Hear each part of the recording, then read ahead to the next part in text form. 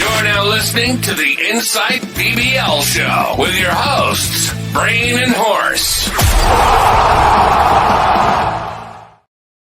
G'day guys, welcome back. You're watching another Insight BBL show. Today we're talking Sydney Thunder. I'm the SC Brain and the SC Horse is with me in the studio as always, mate. Sydney Thunder, my team, and very minimal hope nearly every single year because we're pretty poor. But I actually feel good about this season. Is this like the start of the NRL season with the West Tigers? Or Yes, that's exactly what it is. Go with me on it. I will. Good. Always been a big Balmain fan. Yeah, look, they have got some ins and outs. We'll talk about them. We'll talk about the fades, the guns, the value, the cheapies for the Sydney Thunder. Their schedule, unfortunately, is relatively limited. I think they have a double in round 6 horse, and then that's pretty much it. It's just singles all the way through. So pretty uneventful, really, but a team that you're going to want to target in round 6 because there's not any other doubles happening. 100%. Like we've spoken about Daniel Sams in the past where, yes, he's got that bat bowl. He'll bat at 6 or 7, bowl death, but with no doubles until round 6, he's kind of a bit of a fade for me until then. Definitely at the start of the season anyway. Fantastic player that he'll be the most purchased in round 6, but until then, yeah, he's definitely someone that we're not looking at to start. But guys, before we get into things, please hit like and subscribe on this episode. It would help us reach more eyes and ears. And if you're listening to us on audio, whether it's Apple, Google Podcasts or Spotify, hit the follow button, leave us a 5-star review. You can also join our unlimited group. The code is 650202. I'll repeat it, 650202. You can see it on the screen there. You can win yourself a Supercoach Champions ring if you take out the league, and also go in with a chance to take out the highest score in the league every week and win yourself a standard squeeze prize pack thanks to the standard squeeze. Now, of course, Horse, we're putting in a lot of time into the Patreon at the moment. We're giving all of our Patreon subscribers exclusive content, write-ups and articles on what we think are the best pods, the best fielder options. We're making predictions in there and talking to you about all the things you need to consider to become an elite super coacher. And you can become an Insight Unlimited member inside the Patreon by doing this. Want to take your Supercoach game to the next level? Inside Fantasy Sports are bringing you exclusive content all year round, such as weekly expert Q&As, team, trade, and captaincy advice, statistical deep dives, priority podcast questions, and tons more. So what are you waiting for? Get full access to the experts. Go to patreon.com/Insight Fantasy Sports and subscribe to Insight Unlimited today. All right, let's get into the ins and outs for the Sydney Thunder to kick things off. Now, obviously, big in Sam Billings, huge get from the Brisbane Heat last year. He signed a multi-year contract as well, so he's going to see out from next year the whole season, but we've got him all year. We've got Nick Maddinson come across from the Gades as well, so interesting grab for them. I'm not quite sure how he fits in here, but we've got Wes Agar from the Strikers comes across to the Thunder. We've got Lockie Ferguson, the big talk of the town, the New Zealand Quick. We've got some news on him as well that we'll give out tonight. And Shafane Rutherford, the middle order finisher for the West Indies. Some really big ins here, Horse, for the Thunder. Yeah, big ins, but big outs as well. Alex Hales, who's been with the Thunder for quite some time, he's on his way out. Gurinder Sandhu is out. Alex Ross, underrated out. Alex Ross, he was a real staple of the middle order at the Sydney Thunder. Zaman Khan is no longer there. And Tom Kohler-Cadmore, who did sweet FA while he was here, he's gone.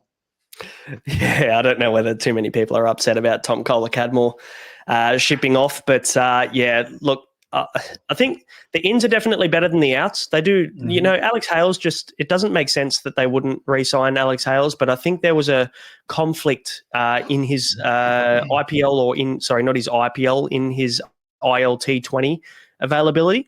So I think he was planning to go over to the ILT 20 this year as opposed to starting the season here and going over there halfway through. So I think he wanted a full season over there or got better money. So fair enough to him. Now, predicted 11, mate, to start things off. We've got David Warner at the top and the big C next to his name, which I did not expect. I did not see David Warner being named the captain coming for the Thunder. I'm not quite sure how that plays, but good on him.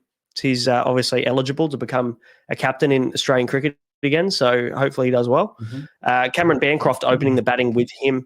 And we've got Nick Maddinson at the moment fitting in at 3. Sam Billings, the wicket keeper, in at 4. Ollie Davies at 5.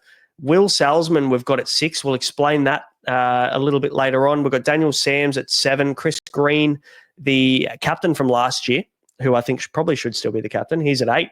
And then we've got Wes Agar, new quick from the Adelaide Strikers, in at 9. Lockie Ferguson, the New Zealand big bopper, at 10. And then Tanvir Sanger, the young leggy, at 11, mate. What are your thoughts on this lineup here? Are there any changes that you'd make, or anybody that you feel's been a bit stiff?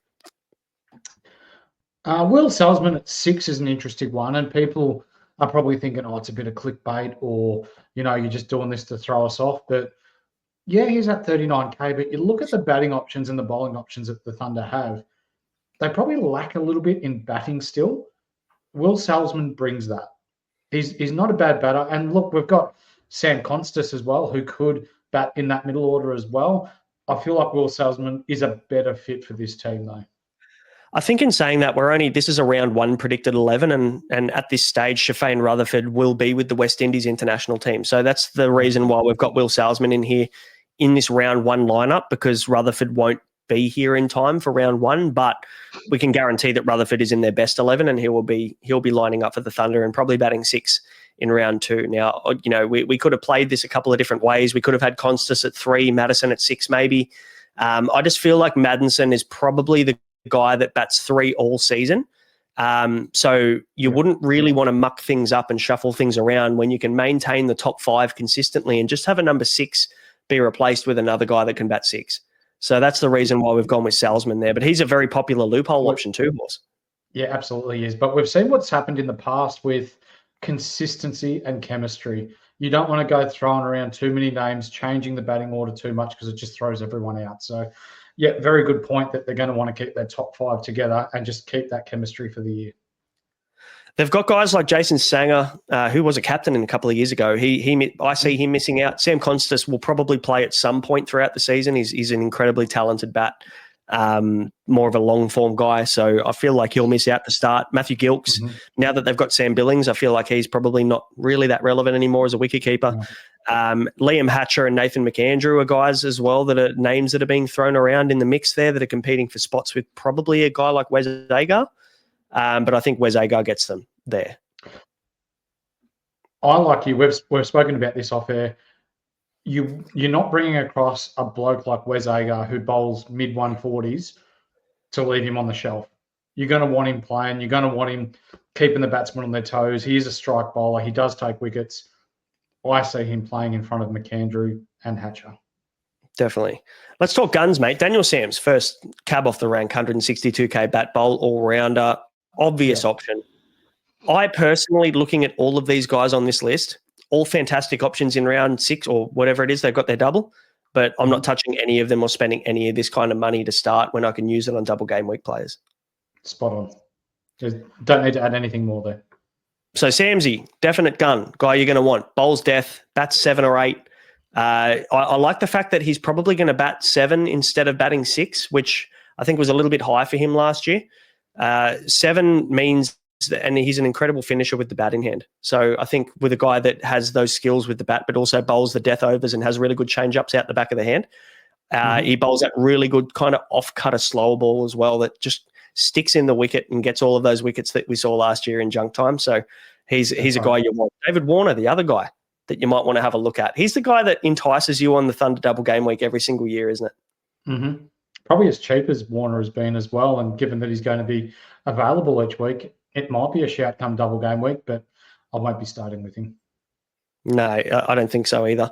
Now, Lockie Ferguson, 152K, incredibly exciting, fast, very, very fast bowler from New Zealand. There's been, unfortunately, he's suffered an injury. He's done a calf horse in the recent one-dayer. Tell us about that. Yeah, it hasn't come out as to how serious it is yet. But calves and fast bowlers, you're probably looking at 3 or 4 weeks regardless. And given that there's 5 weeks until round 1, he's really pushing the clock in order to be ready for round 1. And the thing we know about calf injuries are that they niggle, right? They pop up all the time and, they're recurring as well. So usually hamstrings and calves can just pop up out of nowhere. So they're going to have to be pretty careful with his rehab over the next month to 6 weeks.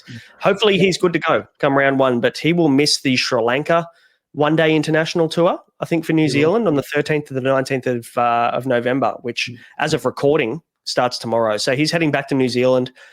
He'll do his rehab there, and hopefully we'll see him in Australia bowling for the 100%. Thunder. But every chance he could be replaced. Who do you think he gets replaced by if come round one he's not good to go? Do you think it's Liam Hatcher or is Nathan McAndrew get the nod? I think it's McAndrew. I think so as well. I think McAndrew played over Liam Hatcher at times last year.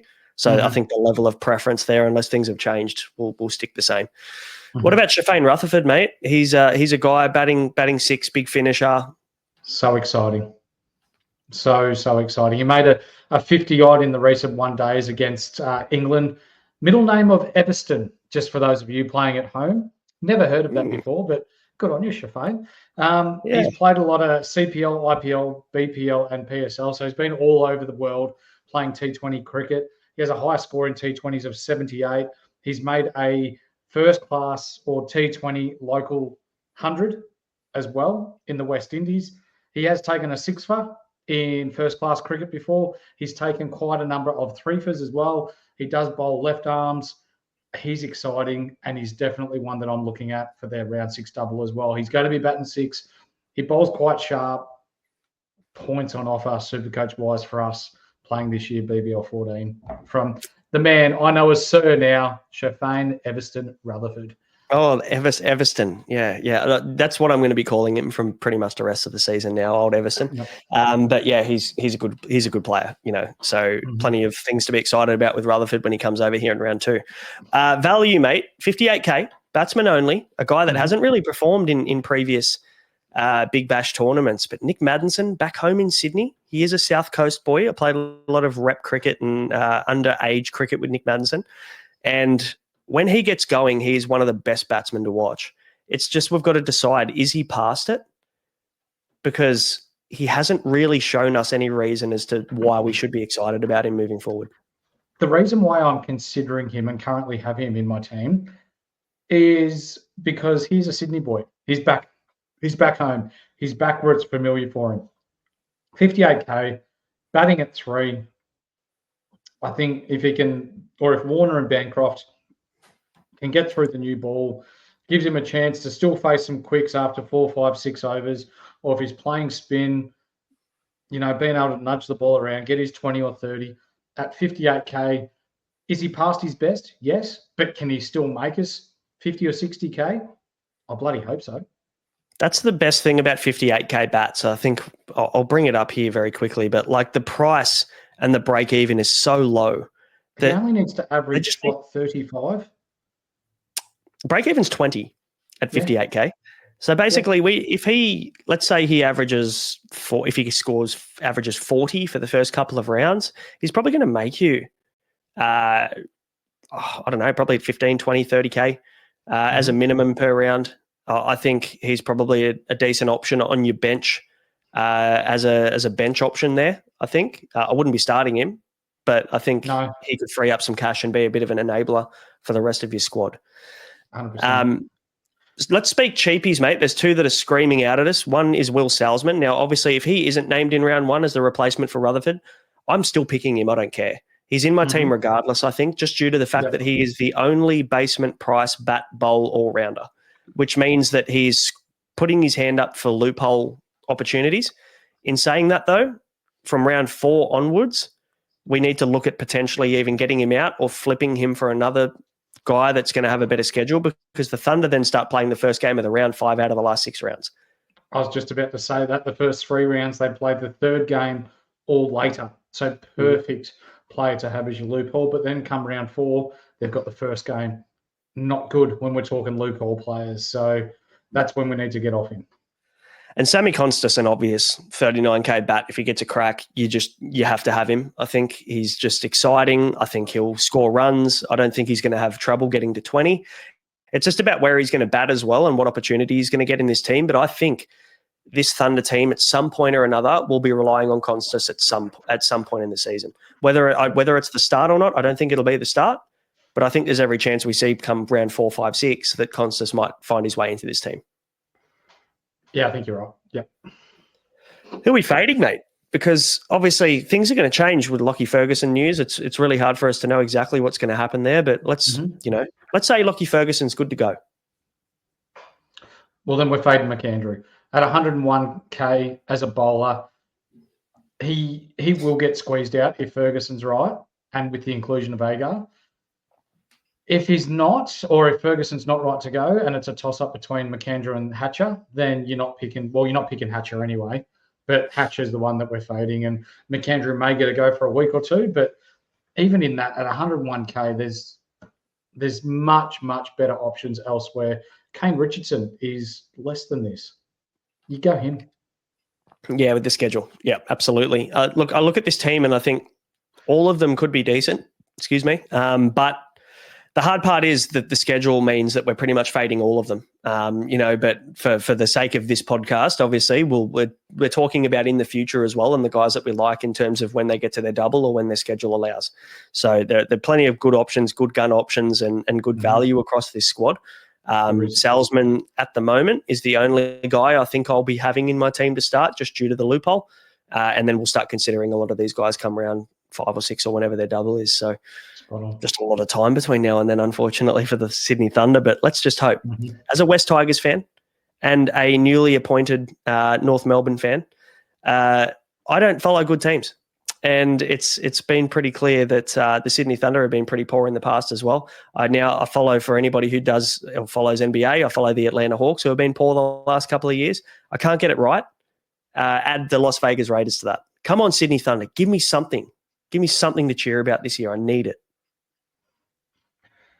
For all your donations to Braino's Get Well Fund, because I don't think he's going to be a very happy boy by the end of this season, send him to the Insight Fantasy Sports Fund, because my poor man, I can't see them making finals again this year, unfortunately. Nah, I don't think so either. But again, good imports, Supercoach options come the middle of the season, so we'll update you on those as we go. But I think the key for Thunder this year is to bat their 20 overs and give their bowlers something to bowl at. Too many times last year, they were bowled out with 2-3 overs left, leaving too much to do for the bowlers to make the runs and then to come on and take wickets and be conservative at the same time. You can't be attacking and stop runs. Like, being attacking is taking wickets. And if you don't bat your overs and you don't make runs, then you're stuffed. So for the Thunder, I think their big thing is this year to bat their 20 overs and give their bowlers something to bowl at. I think even the key for the Thunder is to win a fucking toss, because I don't remember the last time Chris Green won a toss last year. Maybe that's the whole reason they've taken the captaincy off him, because we need to win tosses, because I know that the Sydney Thunder will be looking to bowl first. And if they do, then we've got a game. But the problem is Sydney Thunder batted first and rarely saw out their 20 batting first, and then had nothing to bowl at, and the bowlers struggled. I think shout out to Damien Maher, who did the stats. I think the Sydney Thunder took 34 wickets bowling first and only 12 wickets bowling second. So, there's a big discrepancy there in those numbers. The whole competition. It's a very clear reason as to why they struggled last year. Yeah. So let's hope the toss flips the right way for them. That'll do for Sydney Thunder, guys. Obviously, we'll talk about Sydney Thunder a lot more in the future, but that'll do for now. We've got one more team preview coming your way. It'll be the Sydney Sixers to wrap things up. Plenty of relevant talking points with their round 3 double. So we'll catch you then. Hit the subscribe and like button if you like the content, follow, review, all that stuff. Become a Patreon member, and we'll see you in the next and last team preview. Catch you then. See ya.